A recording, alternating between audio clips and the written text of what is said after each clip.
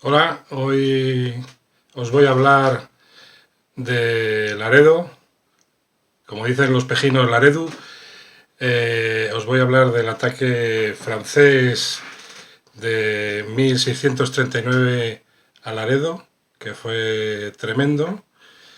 Eh, Dentro de las hostilidades de la Guerra de los 30 años, que duró entre 1618 y 1648, que fue una guerra que empezó en Centro Europa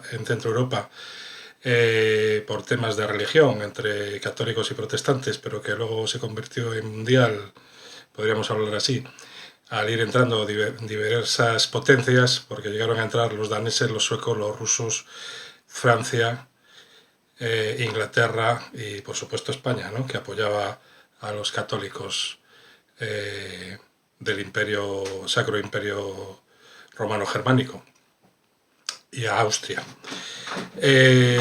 Francia entró en la guerra apoyando a los protestantes, curiosamente, pues por intereses políticos, por intereses que les iban a ellos, y tenían una muy buena relación en su momento con Holanda. Fue el momento en el que Holanda se independizó totalmente de la corona de los Habsburgo, tenían una cierta autonomía y ya se acabaron de hacer totalmente independientes, y habían estado prestando servicio a los franceses en la mar con sus barcos como corsarios, porque Francia no tenía una marina nacional como tenía otros países, pues, como España o Inglaterra.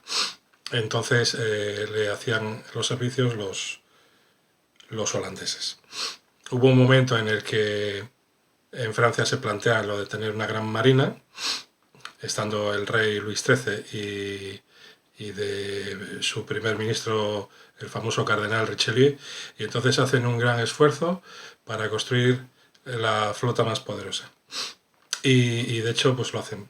Por el Atlántico tenían una flota de cerca de 200 naves, de todo tipo de barcos. Llegaron a construir el buque más grande del momento, y esa flota del Atlántico, pues saliendo de Burdeos, pues recorrían toda la costa cantábrica, llegaban hasta Galicia, y entonces, aunque evitaban enfrentarse directamente con la escuadra española, pues lo que iban haciendo era entrando en los puertos donde había astilleros y había barcos en construcción, barcos de guerra para la Real Armada Española en construcción, y entonces lo que hacían era destruirlos, los quemaban antes de salir a navegar. Entonces era destruir las armas del rey de España antes de que estuvieran en uso.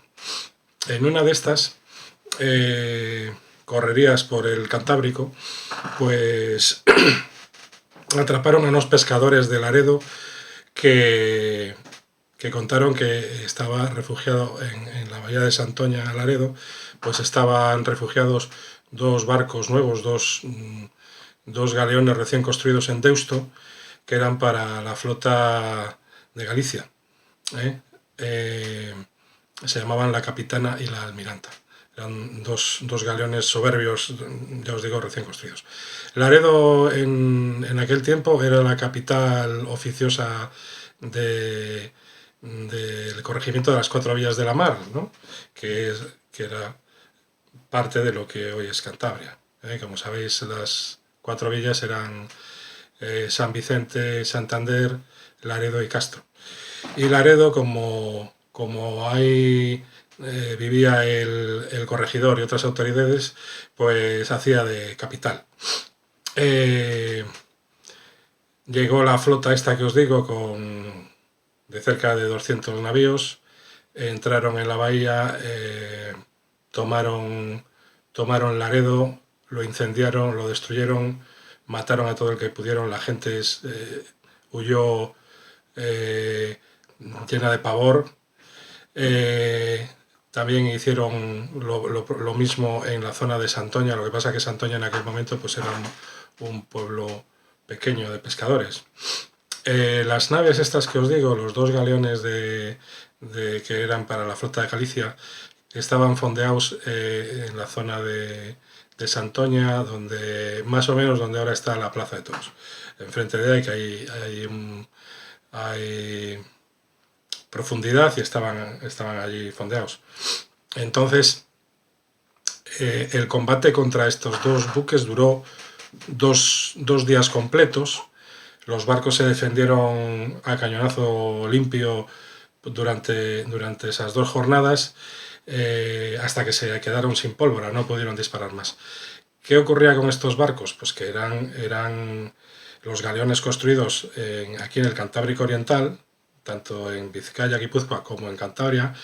Eran unos buques magníficos, eran de los mejores de la época.